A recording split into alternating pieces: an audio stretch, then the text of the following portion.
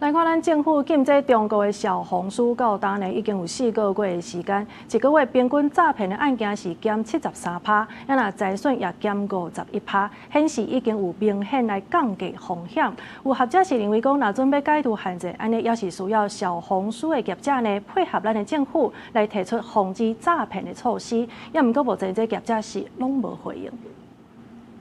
内政部去年12月宣布，中国社群平台小红书治安检测无合格，根据早期防治条例暂停小红书一档。根据打诈中心的统计，对民国114年1月到11月诈骗件数是756件，财损是1亿1000多万，平均一个月诈骗有68件，一个月平均的财损是1000多万。不过禁止小红书了后，对12月到2月期间，诈骗案件是55件，财损是1500多万，一个月诈骗 案件是18件，诈骗金额505万，月平均减73%，财损也减少51%。学者也认为禁止发挥作用，支持政府的做法。那正因为防止这样的成效是很明显的，所以我们才会关注说，如果把这个东西现在就把它抽掉，那对人民的保护是不是一种真空？所以真正的问题点还是出在，如果小红书它有好好的落实落地管理。 行政院打击早期中心禁止小红书到短3个月，因为小红书受骗案件明显下降。